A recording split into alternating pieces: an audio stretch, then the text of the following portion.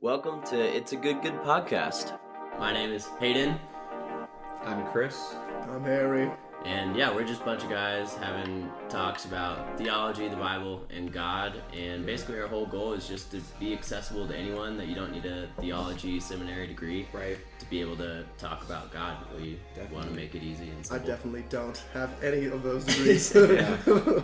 That's so true, though. I mean, you just have to be interested in it. Mm-hmm. All the information's out there. All right, so we've meticulously worked our way through Genesis 1, 2, and 3. And our goal is to get from Genesis 1 through Genesis 11. That's our goal in this little series that we've created. So today we're going to do 4 through 11. No ifs, ands, or buts. That's our goal. I don't care if this is a 4-hour episode. Here we go. So Here we go. we started by working. I'll just kind of give an overview of all of it, and starting with Genesis 1 and working all the way through 11. And then we'll go back and talk about all of it. Mm-hmm. So Genesis 1 begins with we'll call it a poetic narrative account of the creation of heaven and earth, which is by God speaking it into existence. He separates, he orders, he fills creation, and then he gives over the stewardship of the heavens to the sun, moon, and stars. He gives over the stewardship of the earth to the humans. And then in Genesis 2, we see a creation narrative that looks pretty different and has more of like a interaction between God, like a more personal interaction between God and the human, which he makes first in that account of creation. And they're planted in a beautiful garden, and they're charged to take care of that garden. But in the midst of that garden is a tree that God says don't eat from it. So we get to Genesis 3, and there's this serpent that is telling Eve, who has been created to be the helper or the salvation of man, and the serpent says, actually, God's holding out on you. If you eat the fruit of this tree, you'll be like God, knowing good and evil. And so they eat, both the woman and the man with her, and then God finds out about it, and he pronounces a judgment on the serpent and curses it and says that, what you've done will have impact on humanity, but also humanity will in the end crush you. And then there's a judgment on the woman, and then a judgment on the earth, which the man has been given to take care of. So then we get to Genesis 4, and the Adam and Eve, human and life, create new life, and they have a son, and in fact they have two sons. A man-child. Yes, a man-child. I have gotten a man-child, she says. And so, even with terrible childbirth, that's the first thing that she says. I have gotten a man-child. With the help of the Lord. So Cain and Abel are two sons of Eve, and one of them, Cain, he is kind of a farmer, and then Abel is kind of pictured as a rancher, so to speak. One takes care of crops, the other takes care of animals, and we see them going to God and offering up sacrifices, and for whatever reason, we'll talk about this, God favors Abel's sacrifice as opposed to Cain. Cain gets upset. We see a conversation between Cain and God's like, hey, it's fine that you're upset, but just, do the right thing and it'll be okay. Cain does not do that. Cain, in fact, kills his brother, and then he is cursed from the ground in a kind of similar way as the ground was cursed earlier. And that was actually, so as a reader, this is one of the things that was kind of like put to rest in me, and that it wasn't done until reading through this time around, and it wasn't in the NIV, it was in the NASB. the ground is cursed in Genesis 3. Yeah. Cursed is the ground because of you. And I think the question that I and everyone asks is like, what the heck, God? Why do you favor Abel's offering and you don't favor Cain's offering? Like, I don't get it. It seems super unfair. Up until this point, God pretty much seems like someone who's willing to give second chances, who's benevolent, who punishes people when they do wrong, but not, not for no reason. But knowing that in the end of Genesis 3, like 10 sentences earlier, cursed is the ground because of what you just did, it kind of makes sense that since Cain is a tiller of the ground, and Cain gives offering of this cursed ground, he's the one that God is not necessarily favoring. It's an interesting thought. Yeah. I like that. We can continue to explore that. Once again, like design patterns, right? Yeah. Like we've talked about how ground and dirt and Adam and all these things is a pattern.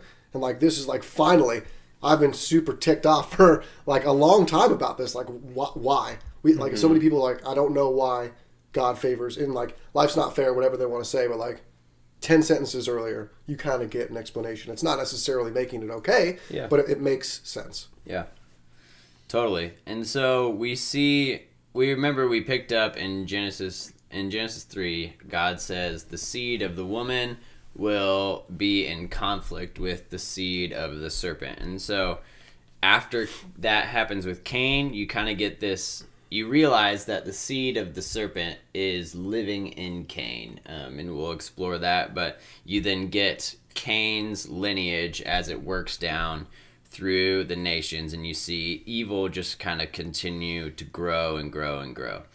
But then it zooms back in Genesis 5 and gives us a lineage of the woman, which works its way down to Noah. So then in Genesis 6, we see that God, some crazy weirdness happens with the sons of God, which we'll talk about, and between the sons of God and humans, and things are going very poorly on the earth. And in fact, God sees that every intent of man's heart is evil all the time. And so that's really bad. Yeah, that's very, very bad.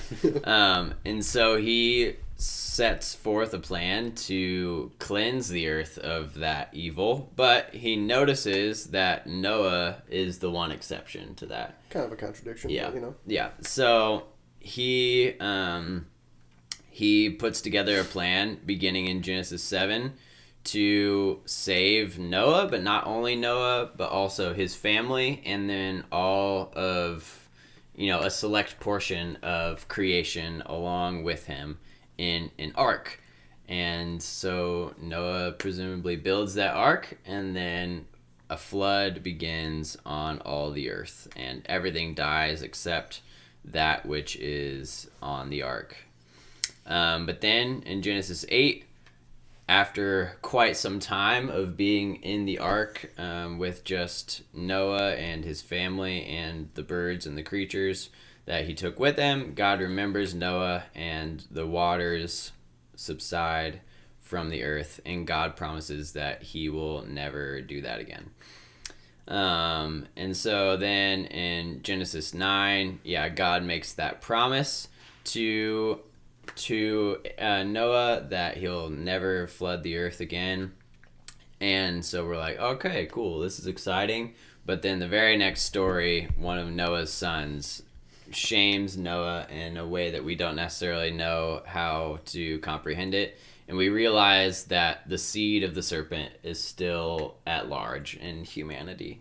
And so Genesis 10, we pick up from where we left off in Genesis 4, and we see this lineage of the seed of the serpent go down through another family line. And then in Genesis 11, we get this story that is the climax of that lineage, where they come together to build a tall tower to make for themselves a name and to become great in their own eyes. And then God decides this is not good, and so he scatters them abroad. And then at the end of Genesis 11, that lineage of the seed of the woman picks up again, and it leads us to Abram, who launches us into the rest of the story. Abram's just a very minor character in the Bible. Yeah. Very, very minor character. It's only like the next 20 chapters after that. Yeah.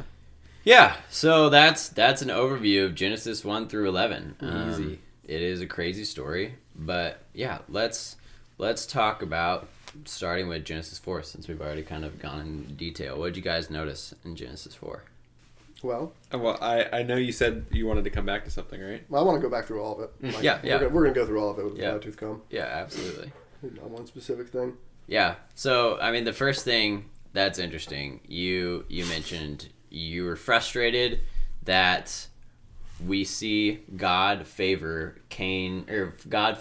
Abel's sacrifice as opposed to Cain's, and the question is why? Yeah. What's the deal with that? And I don't know if that's the fair question to ask, but like, just like God telling Abraham to kill Isaac, which we'll talk about at some point, it just to a reader like myself who doesn't necessarily know or hasn't meditated on it long enough or whatever, it just seems wrong. It seems like God is a bad guy. It seems like he's not whatever. You know, I pass judgment when I read that. But once again, just looking at the design patterns in this particular place, it was just close enough that like I was like, oh, like he just cursed the ground. No, duh, he doesn't. While he just cursed the ground 30 years ago or 20 years ago. I don't like. Yeah. It's pretty 2 years fresh. ago. Yeah, we don't know. We really have no idea. So like that. Once again, I don't know if it made it right. I don't know if it made it okay. It just made it make sense. Which when I read the Bible, that might be like a little bit my own agenda. Like I want it to make sense. I want it to. And the things that really don't make sense, I think that there's probably a reason for them. Yeah. So that was definitely helpful for me. Yeah. I mean, I think a lot of people have a problem with this, and I do too sometimes. And I think what's hard too is we get this part of the story because it's important, but we don't get any other part of the story. Like a lot of people try to read into like maybe Cain didn't have the right mind about his offering. Maybe he wasn't giving it with good intentions. We don't get any of that. No. So we probably shouldn't guess that. And we don't even know, like, this probably wasn't the first offering they ever brought to God. Maybe sometimes God favored one over the other, and maybe sometimes he didn't. We have no idea. But I think, the point of this is how Cain reacted to not being favored, and that... And also how God reacts, or excuse me, the Lord, how the Lord reacts. Just like when Adam's like, hey, I knew I was naked. He's not like, smite thee right now. He's like, what are you going to do with it? Like, why are you angry? Like, why is your face downcast, or why is your countenance like he's not immediately damning that piece of it. Yeah, like, he's like, what you do is the important part. And just like Adam before him, Cain decides to take the wrong path. I agree. I always see this part as like kind of like a fatherly thing, like asking why you're angry and then like giving them a chance to like process that. But obviously, Cain doesn't want anything to do with it. Yeah, and Hayden, you said this twice throughout the story. Like, the serpent is still playing a part in these stories. Are you talking about the sin is crouching at your door piece, or is there other? Yeah. So part of what we noticed in Genesis 3 is that he says, God says, I will put enmity between your seed and the seed of the woman. And so we're supposed to, I think, take that and go, okay, what is this conflict that's going to happen between the offspring of the woman and then the offspring of the serpent? And then the next story is of two offspring of the woman. And you were like, okay, well, we haven't seen any offspring of the serpent. We don't see any serpents lying around, but we do see some offspring of the woman, and there are two of them. So let's see what happens with that. And then one of them does something, and then we get this name. Yeah, sin is crouching at your door. Is that the first time that the word sin is used? I think so, yeah.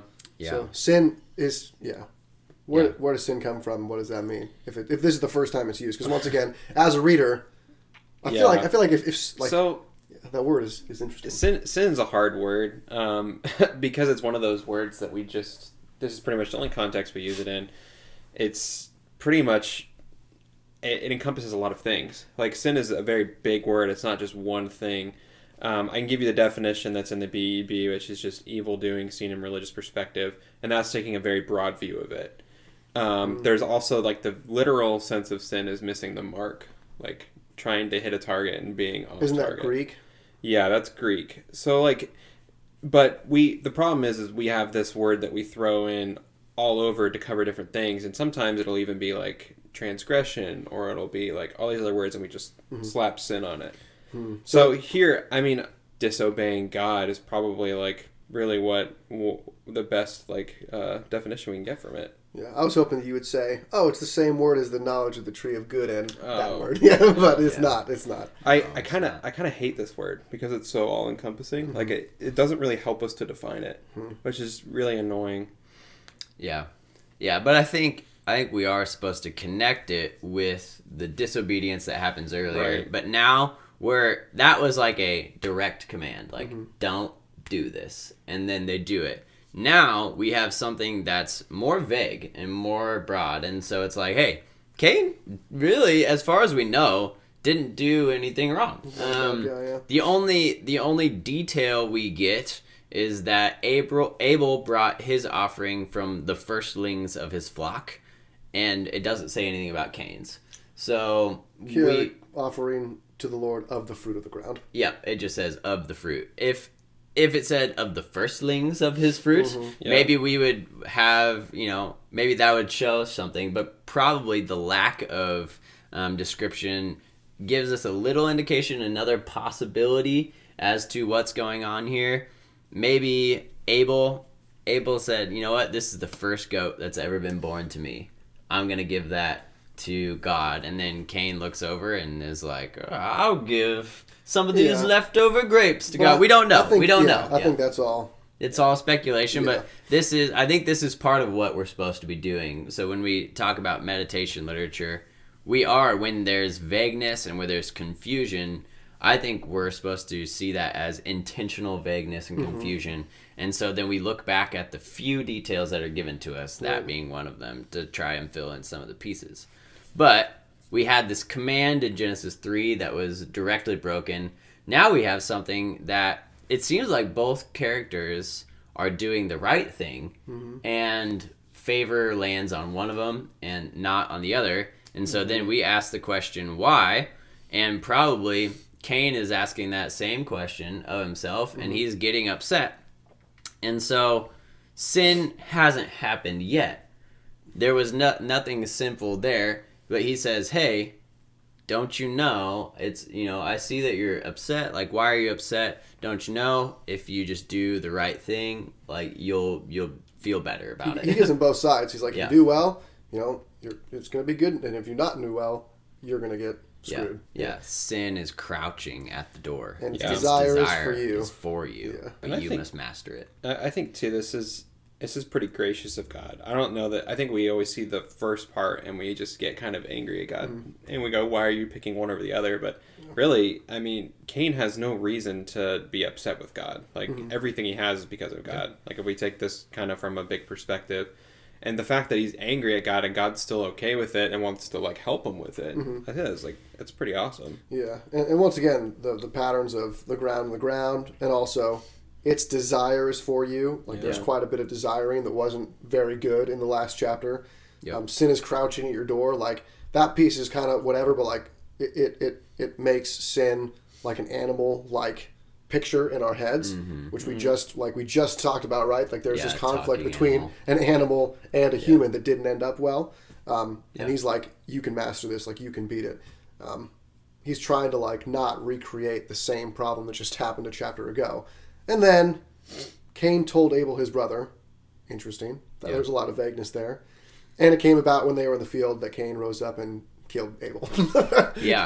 So what you're saying, I think, is totally right, and exactly what the point of this whole thing is so in Genesis 3 we get this animal that is deceiving, and then in Genesis 4 we get a vague depiction of an animal like something called sin, and its goal is to devour Cain unless Cain masters over it. He doesn't, and he kills Abel, which we know that's bad. Like, it's like, hey, did Cain do something wrong here? Like, now he does. Like, he does something very bad. And so I think we are supposed to say, oh, here's where that seed of the serpent is. It now has taken over Cain and entered into humanity through Cain. And not so much I think the design pattern of sin as an animal is an important one for us to, at this point. Yeah. We've seen it twice. Yep. Put it in our pockets, take it with us. Because Totally. it's going to be replayed a number of different times with that same kind of language.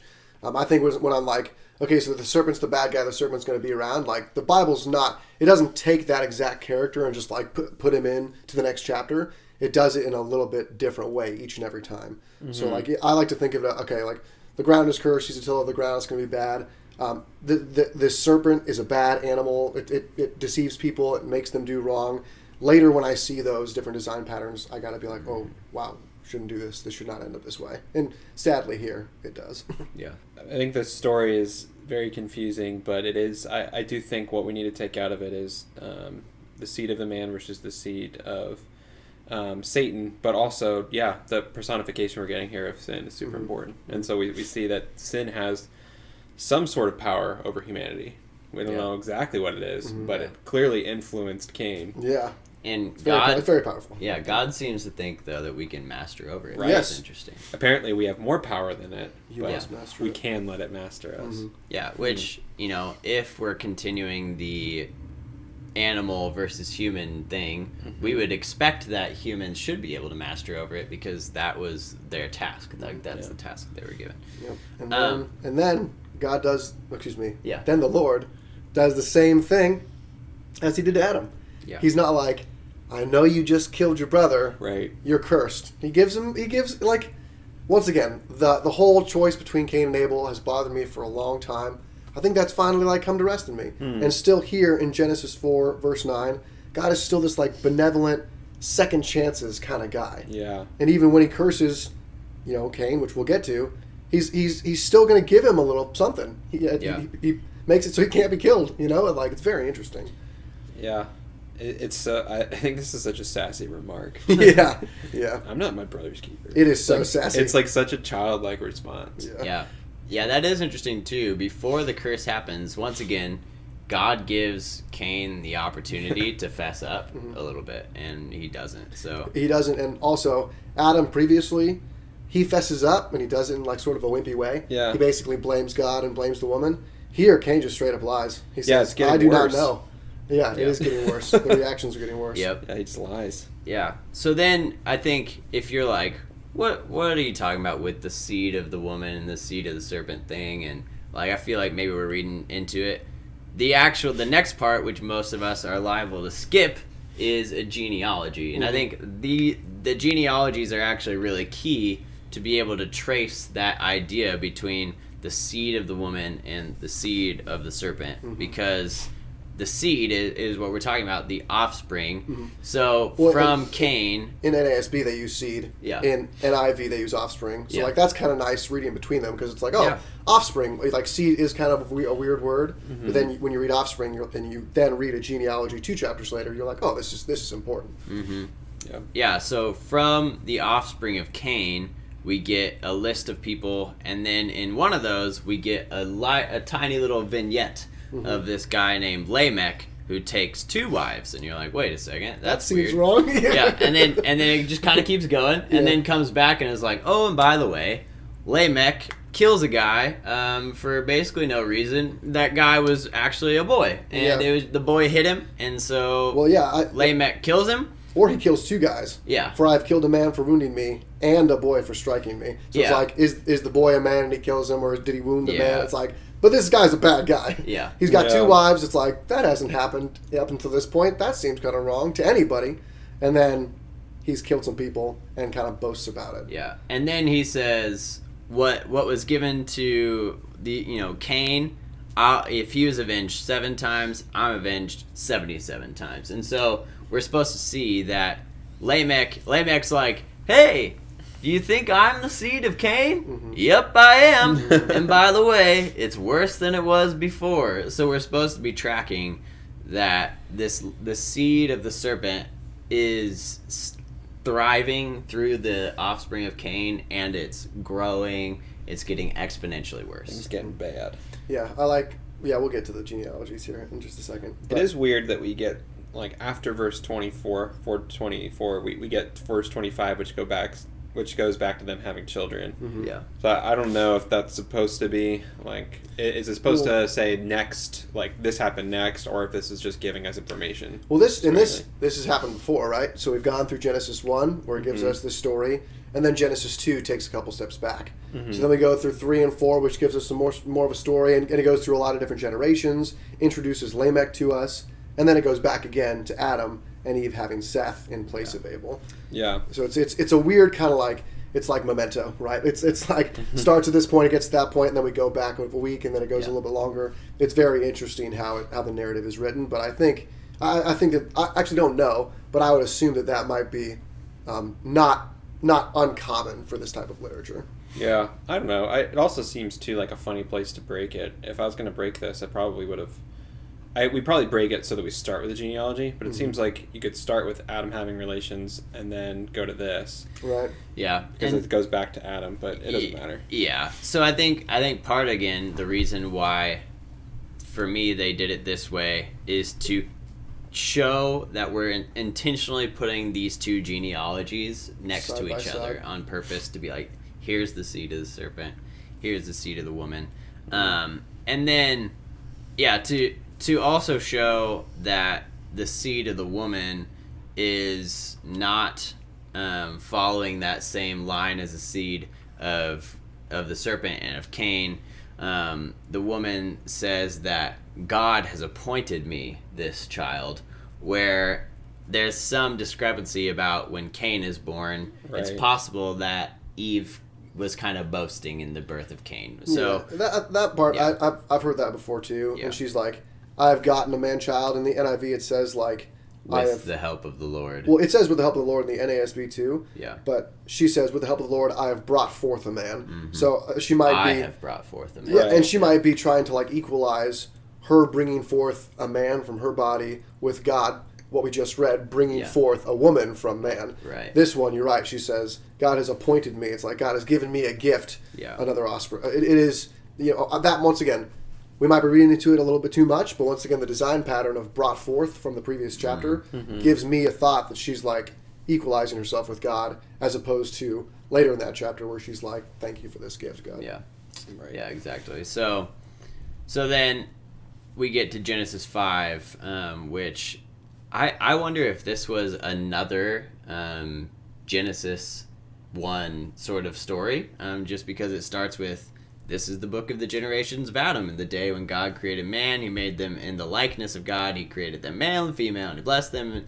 And so it literally says almost the exact same thing as Genesis 1. So either it's like, by the way, let's go back and remember this, or maybe this is a third generation account here that is kind of just breezing through all that stuff. I don't really know. One thing I really like, though, is like you read Genesis 1 and you're like, this is super different. The language is super different than Genesis 2. Should it be in there? Should it not be in there? Here we are in Genesis 5, taking language from, not Genesis 2, Genesis 1. Yeah. He does that. He created them, male and female, and he blessed them and named them. That's all Genesis 1 language. In the image of God. Right. But then it's combining it with Genesis 2 language and having Adam, which is interesting. Yeah, so it, once again, like, when we're reading Genesis 1 and 2 in a vacuum, we're like, these are completely different. Why? But then the design patterns of both are then used to even enhance, or at the very least, repeat the message over and over. Yeah. And absolutely. Like, we don't really... we have no idea how Genesis came to be about what we have. I mean, we know we've had it for a long time and that people have used it in this state for thousands of years, but we don't really know how it was originally constructed. And obviously, Moses could have been involved in some of it, but couldn't have been involved in all of it, just because of the stories of Genesis. But what's so interesting is, I mean, they wanted to include this for a reason. Yeah. Like, if they just wanted one story to make it easy, they could have done that. Yeah, and I think I'm like an extremes kind of guy, so it probably wasn't these two extremes. It probably wasn't Moses wrote the whole 50 chapters, 1 through 50, pen and paper, and then was like, here you go, no edits needed.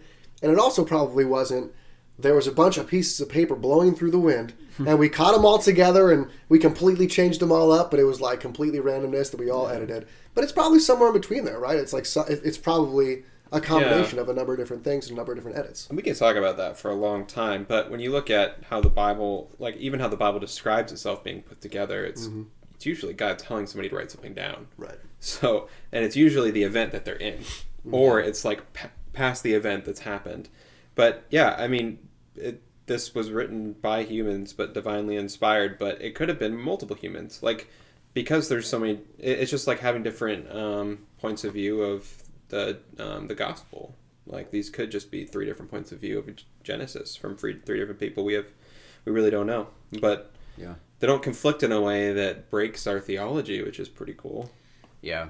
And so we get this genealogy in Genesis 5. I mean, that's basically the whole thing, is a genealogy from Adam all the way down to Noah.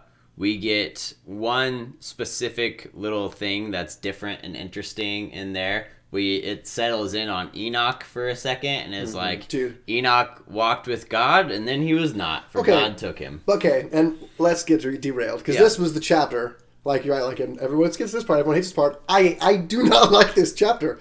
So, like, okay, first things first. Yeah. I'm not going to make a big stink about the numbers, the ages of people. You know, not gonna be like, oh, it's not possible for humans to live 900 and some years. But at this point, we've said, and I know that numbers are important to Genesis, to the Bible. Yeah. What's the important part here? Like, I cannot, for the life of me, understand.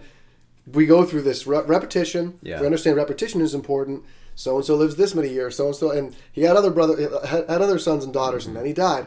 You know, we'll talk about the other pieces, but like, what's going on with the years, with the ages? I have no idea. I don't know either. Yeah, It never occurred to me, so I didn't even. I just went right over that. Yeah. Yeah. So here's when I was reading this morning. The thing that I've heard about this and that I noticed again when I was listening to it was, you know, he lived a bunch of years. He had other sons and daughters, and then he died. Mm-hmm. He lived a bunch of years. He had other sons and daughters, then he died. He lived a bunch of years, you know, so on, and then he died. And so what I've heard about this is the and then he died is supposed to be the thing that we're actually really noticing in this section. Yeah, and I think that's important, right? Because when God says, you will surely die, the serpent says, you won't surely die, he kind of alludes to all the days, and he says, kind of you'll die, but here, this is where you're like, oh, God didn't lie. Yeah. God actually was telling the truth. They are going to die. Yeah. I guess that makes. Sorry, but I'm the sure numbers. you're honing in on Enoch and why it's different. Well, yeah, we'll talk about that. What the heck's up with that? Yeah. I mean, I'll let you finish. Yeah, so I think what I was starting to wonder is because there are ancient Near Eastern mythologies that had a very similar way of talking about their kings, except they didn't die. Like, it was, they lived 1,000, 10,000, 5,000 years, and then they ascend into the heavens or whatever. They don't die. And so what I started to wonder is if each of these stories is taking, and I'm not just wondering this, I think there's a lot of evidence to support this. Each one of these stories, Genesis 1, Genesis 2, Genesis 3, Genesis 4, and now Genesis 5, if they're all taking an ancient Near Eastern mythology story and then saying, yeah, that is how it was, but actually it was like this. And so I wonder if we're actually supposed to be comparing and contrasting every single story with another story and noticing the difference. And obviously that's really hard because we don't have those stories It's been a while. next to us. Right. But if we can see the difference between a bloody war beginning and a speaking out, we're supposed to be noticing that difference there. If we're supposed to be hearing a story about how humans were made from the blood of that war and made to serve gods as slaves, but then we see humans made like a potter creates clay and then made for beauty and taking care of things, like that's a huge contrast.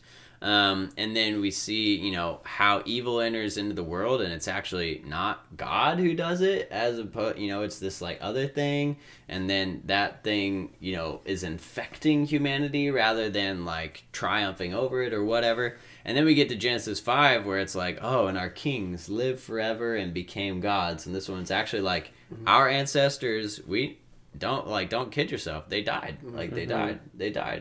Some of them lived a pretty long time, but they still died. Yeah. Well, and I'm going to choose to ignore the lived a pretty long time part because, like, I can't for the life of me understand. Like, because once again, anybody reading this, I think even an ancient Near Eastern person is like, that's a long time to live. Like 90 years old and then had a kid. Like live 900. Like that seems irregular. But maybe they, which is like this is not knowledge or background that I could possibly have being my American self.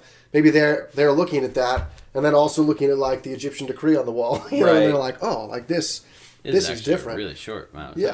What's the difference? And I think that's the important part. Is they're probably holding this is in dialogue with those other stories, and so if you look at this and you see those hundreds of years, you're probably supposed to think, oh, these people were probably important, but not as important as they've been made out to be. And I will say, like, as far as numbers go, I mean, Enoch living 300 years, like, that is important. Like, we know 3 is a biblical number.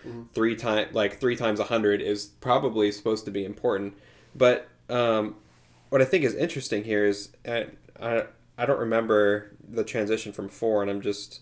Okay, so we have God, the word Elohim, back introduced into 4 and 5, which is different from Yahweh. Yeah. So I don't think this is necessarily taking any liberties with that. I think it's probably just understood the same way we understand God now, as like a singular thing. But we're kind of using those interchangeably now. So we have Lord and then God and then Lord and then God. And I guess that is the next thing. So Enoch. I mean, so the and he died thing, I agree with you that that's important. I think it's a continuation from God saying you'll surely die. My NIV audiobook person thinks it's really important because he takes a huge pause. He goes, 195 years. And then he died. He makes it so dramatic. But Enoch doesn't die. Yeah. So all the days of Enoch were 365 years. Number of days in the calendar. Interesting. Enoch walked with God, and he was not, for God took him, is the NASB. Yep. So, I mean, we were just talking about how the died part, and I agree that the died part is important. Enoch is assimilated into God, or he's taken by God, or whatever that means. I might have just read this wrong too, but I think there are 7 people before Enoch, which is probably also important. Well, we've noted that 7 is important, important number, and we'll see Lamech here. He lives 777 years, which he was just boasting about 7s earlier. Well, I want to talk about that too. Yeah. Oh, so one other thing about this story I think is interesting is that and he was not. This is like a negation. This is basically and he was nothing. And it's interesting that they use this here because this is like, if we go back to the creation story, we have like void and everything, and that is not nothing. Right. Like it's not something being created out of nothing. This is literally, he's just no more, which is so weird. What a weird way to put that. Well, that's the scariest end I can ever think to a life that I've lived. But I mean, at least we have this part, right? For God took him. He was literally nothing on creation, and God took him. So that part, I mean, I don't think we're going to have an answer for that. Like, of all the vagueness in Genesis, this is like, 3 sentences? And it's like, who is Enoch? And we have the book of Enoch, but like, I bet that that's a little detached, from all of this. So it's not necessarily the source of truth on who Enoch is and why he was taken to God or taken by God. But once again, like, another piece that's frustrated me in this very confusing book. You get to Enoch, we have this pattern, he breaks the pattern, you have no idea why. He doesn't die. People are living 1,000 years. It's all just... His for what this is worth, too, his name means dedicated. So, could be pointing towards that he was maybe the most dedicated. And that's... I don't know. Yeah. Could take something out of that. I don't know what. Okay. There you go. Yep. Okay, well, next thing. Yeah. So then we get to another Lamech. Well, is this the same Lamech or is this a different Lamech? It is a different Lamech. He has the same father. So is this... Yep, and Methuselah became the father of Lamech. Lamech took 2 wives. Tim says he's not the same Lamech. It's because of what Lamech means, right? Isn't it an inversion on... King. So, yeah, so once again... So, I mean, why... I mean, I haven't heard him talk about it. Why would he say he's not the same Lamech? I don't remember. Because it's 2 different genealogies. So, let's see. Lamech is Methuselah's father. Now, Enoch was born Irad, and Irad to Methuselah. Interesting. So Cain gives birth to Enoch, and then Enoch to Methuselah, and then Methuselah Lamech, and then here we have Enoch to Irad. Jared gives birth to Enoch, and then Cain. Enoch. Oh, you're looking for this is the second one. This is from just not the have a line lot of names back Adam. then. Jared gives birth to Enoch, and then Enoch, Methuselah. So the grandfather of this Lamech is Jared, and then in the other one, the grandfather of that Enoch is Cain. Yeah. Piece of this that was confusing. Yeah. The two names, not generations, the two names are the same. And so I feel like, are we supposed to just notice that they're two different Lamechs, or is a part of us supposed to think that they're the same Lamech? Because then I was like, holy cow, this supervillain is Noah's dad. Like, that's kind of weird. Yeah. I think we're supposed to see the parallelism, but then notice the difference. I think that's why it's so explicit, is like, oh, there's a Methuselah and a Lamech in this one. And the other one, the Lamech was really, really bad. And he gave birth to like this really not good stuff. And then now this Lamech is giving birth to Noah, who will give us rest from our labors. Okay, well, I think that this is important for us to pronounce through Yeah. this episode. Yeah. This Lamech is different than the Lamech in the previous chapter. Because this was like my 100th time reading this, and I'm still like, is he the same or is he different? They don't make it easy. No, they they don't. give him the exact same name. At a somewhat close look, he has the exact same father's name. So, Well, like, I just said they don't make it easy, but they kind of do. They give it to us right there. But Yeah. this isn't the way we think about it. And also- like, if I was introducing a Lamech into a story and I already had a Lamech, I would make it very clear that this is Lamech Lamech grandson of... Yes. well, and once again, this is me speaking into 16-year-old Harry's ear. Yeah. When, like, he just blows through the genealogy because it's like it's hard for us to get anything out of it, let alone like somebody like that. And he gets to the same name after cruising through the genealogy that was like not important, and he's like, wait, Noah's dad is a supervillain. I think it's important for us to say that we agree that this is a different person. Yeah. I think Although so. this Lamech lived 777 years. So there were is two also Lamechs, interesting. 2 Methuselahs, and 2 Enochs? Yeah. So it's their great-grandfather? Not two Enochs, I don't think. No, 2 Enochs as well. 'Cause This is Cain- dumb. So it's their great-grandfather. Cain gives birth to an Enoch, and then Jared gives birth to an Enoch. This is ridiculous. Yep. So, yeah, they are 2 different ones, and it's confusing, but I think it's intentional as well. So this is the meditation part. You sit on it and say, gosh. why is it like that? Yeah. So we get Noah, whose name essentially means rest. Noah. Yeah. Noah. Because I think the word nuach is actually the rest. That's the Hebrew word rest. So we're supposed to notice that it sounds similar because it says, and then Lamech gives birth to Noach, who will give us nuach. It's like if I was like, my name's LL Cool J. You'd Yeah. probably think I was pretty cool. Yeah, exactly. Exactly like that. So then we get to Genesis 6, which starts a new story. But beginning with Noah. And so the reason I call it a new story is because we had the other stories that were in comparison to the other Near Eastern mythologies. This one would also have been compared to Near Eastern mythologies. Every Near Eastern, and when I say that, I mean like the Egypt and the area that surrounds like the Red Sea and the Dead Sea, that these ancient cultures, they all had origin story that included a global flood or a very, very big flood. And Egypt, historically, is actually comparatively well kept. Like it's not easy, but like it's somewhat easy for historians to compare and contrast between a text like we're reading and Egyptian mythology or Egyptian origins or Egyptian genealogies. Like it's actually easier to compare just because it's so well kept. So Yeah. So I think we're supposed to be reading this story in light of a comparison to another story, which is hard, but I just think it's important. And the thing that really brought this out to me to say, I don't think this is supposed to be a literal story of what happened in a flood. As opposed to a comparison story to another mythology, was actually happens in Genesis 6 verse 4, and it says, the Nephilim were on the earth in those days, and also afterward, when the sons of God came into the daughters of men. So we can talk about this, and we will, but first I just want to say, so there's this group of people or something called the Nephilim, and they were on the earth in those days and also afterward. So later it says everything was destroyed except for Noah and the people on the ark and the animals on the ark. Well, Now, if everything was destroyed except for them, including the Nephilim, A, how would they have been on the earth in those days and also afterward? And B, I read earlier this week in the story of Leviticus that when they're going into the land of Canaan, who's there? The frickin' The Nephilim.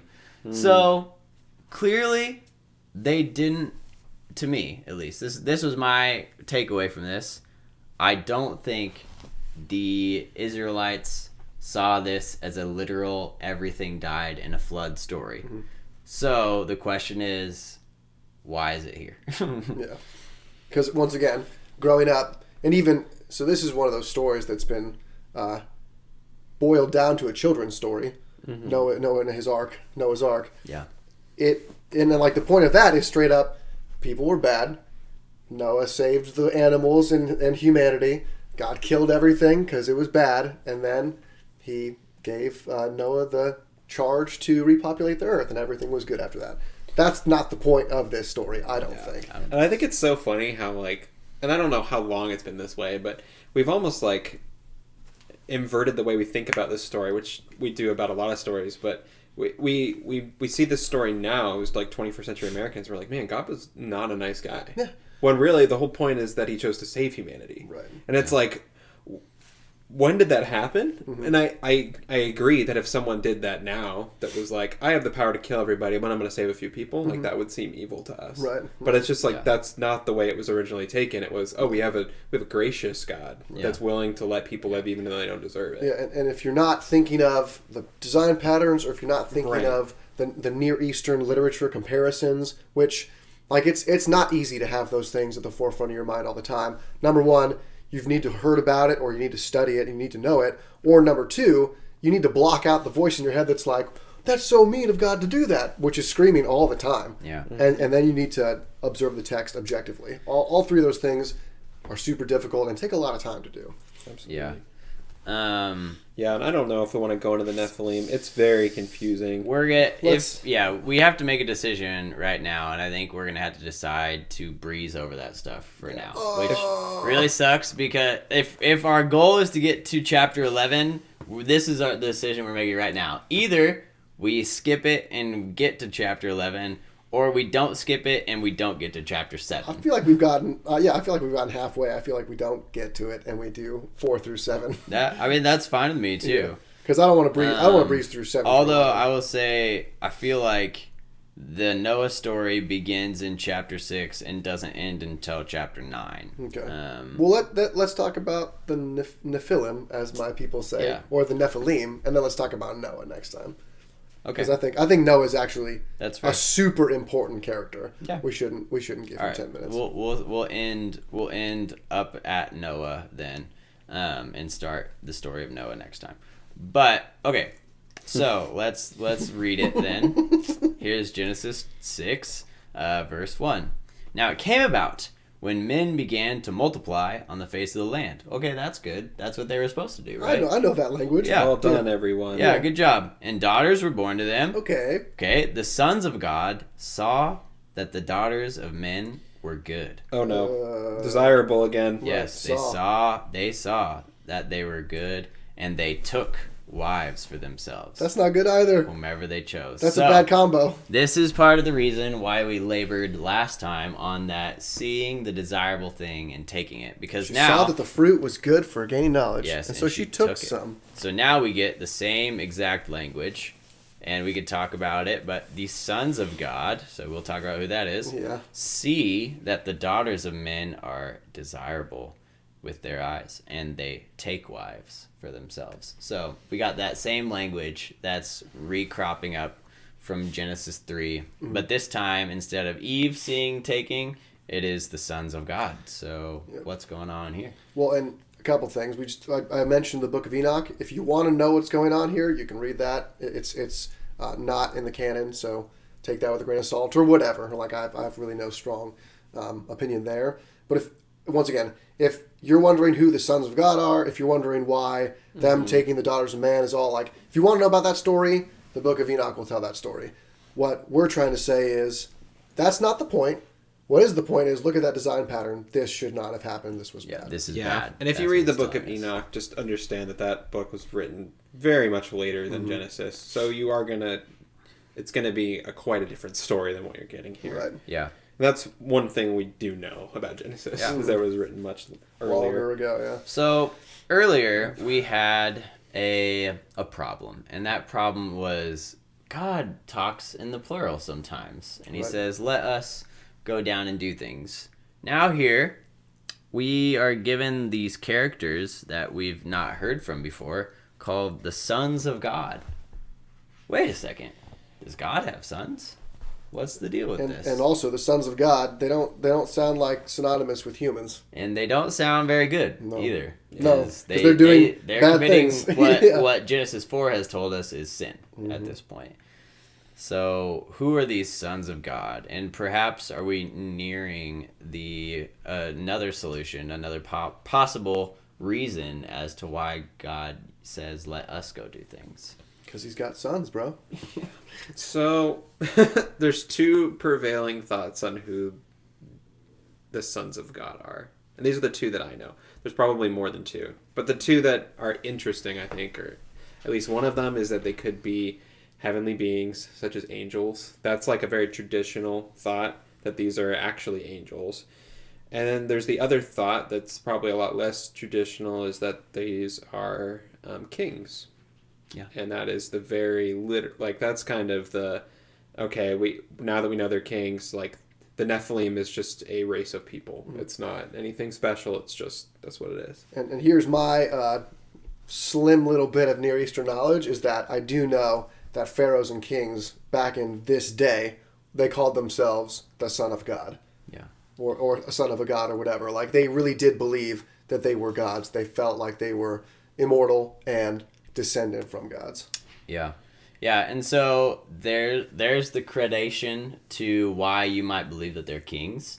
The gradation to why you might believe they're heavenly beings is because in Hebrew, saying the sons of something was a way of saying the same class of that something. So if we were to say the sons of the pianist, we would be saying, here is the pianist and all the other pianists that he is a part of. Like, they're all pianists. That's what we'd be Part saying. of the class of. Yeah, the sons of the pianists. But here we have the sons of God. So we could be saying, hey, know how the pagan kings call themselves the sons of God? Here's who we're talking about. Or we could be saying, hey, the other beings that are of the same class as God. And so that raises the question, well, who are the other beings that are of the same class of God? Should we discount that theory because we haven't heard of anything like that yet? Right. And is that important? Is that the important part of this story? Because it actually could be either one. It could be a dig at kings and pharaohs. It could be ethereal beings. I would actually lean towards the right hand, that second one, because then they produce the Nephilim. I think that's somewhat inferred. And those people are mighty men of old, men of renown. Like, once again, I've said superheroes a lot of times here. Like, that seems to me like a superhero. But they're bad. They do bad things. What's They're not good in God's interesting eyes. here, too, is, like, this is not explicitly saying that the Nephilim are offspring of the Son of Man. No, it doesn't. It just says this was the same time period. Yeah. So The Nephilim were on the other days when the sons of man came into the daughters of men. yeah, but it's and they bore not. children to them. It's not saying that they're offspring. Right. It's saying they existed during the same time, Yeah. which is Yeah. it's just something that this commentary said that I've never thought of. I'm like, what? And I have heard, once again, in listening to a lot of the people, I don't think this is the Bible Project, I've heard that the Nephilim are like supposed to be the offspring of the sons of God. And I actually believe in the Book of Enoch, that's what they say as well. So Right. So that might have been the prevailing thought then, and But here it's we not we don't explicit. know. Yeah. I think there's the Nephilim are referenced in outside of the Book of Enoch too in Numbers, I don't know that helps us at all. But Well, we have the cherubim, we have the Nephilim, and we also have the seraphim. So we don't need to go into that either. But there's a lot of things like when cherubim was just like thrown in there, we were like, who is this? What are these guys? Like they're just That is true, and because we had that one other instance already of a type of being that was neither human nor animal. He did have a flaming sword. Yes, and there spinning was a flaming sword. No, that was just in the sky that was whirling. Oh yeah. Yeah, we can infer that like there are these other kinds of beings, and when cherubim are displayed on the Ark of the Covenant later on, they're displayed as winged, fantastic creatures that we have never seen before. So we can assume that that is an artistic representation of some sort of angelic being or heavenly being. And so I think that there is good evidence on both sides to say what this is, but it's possible that we're given right here a very small snippet of what could be seen as the heavenly fall story, just like we saw the humanity's fall story of the seeing what is desirable and taking. If we're to put this as these are divine beings, heavenly beings, who are also seeing and desiring and taking, we have a mirrored fall. And just like the serpent was tempting Eve to say, hey, don't you want to be like God? Now here, the divine beings, the gods, if you want to put it that way, the heavenly beings are saying, hey, don't we want to be like humans? We want to take the human role. And so before, if we're going to live in that mindset, we had the sun, moon, and stars that were given authority over the heavens. And then we had the humans that were given authority over the earth. Humans desired that heavenly authority, and now we see a similar story where the heavenly beings are desiring human authority. So where there was a separation, now sin enters in and intermingles those things and confuses them and tricks them into what their roles were supposed to be, and now says, hey, I know this was your role, but wouldn't it be great if you had more than that? And once again, I think the point is, regardless of who the characters are, regardless of what we're going to classify them as, like Hayden says, this is once again with the same language, just with different people in different roles, whoever they are, whether they're whatever. You have the serpent, the seed of the woman conflicting with the seed of the serpent. You have that same deception, that same mistake happening where they see and they take, and that's against humanity in this, because they see that the daughters of men were beautiful and they took them for themselves, and the Lord doesn't like it. It's bad. It's judged as bad. So like we once again, I get caught up on the, like, I think it's important for us to talk about the sons of God and the Nephilim, because once again, it just like strikes you as like, what the heck is going on here? It's good to talk about it, but the point is, in the very first two sentences, there's that same conflict between the seed of the woman and the seed of the serpent, and it results in something bad happening once again when they see and they take. Yeah. It is interesting too. This is another one of those words that the Bible just doesn't translate. Like why does it do that? Why does it do that with that but not Elohim? Right. Which is like, I don't know. It just it's makes frustrating. it confusing. Yeah, it's very frustrating. But yeah, so you see this word and you go, I don't know what that is, and then even more confusion because, I think they don't translate it because it's probably very difficult to translate. This says it could mean the fallen ones, which just opens up another whole can of worms. So we're not going to go into that. It's pretty dope. Yeah. So we got Genesis 4, 5, and 6. Yeah, I was saying where we ended, 4, 5, and not even 6. Yeah, 4, because 5, where we 5, ended, 6. God saw that the wickedness was great on the earth. Every intent of the thoughts of the heart was only evil. That sucks.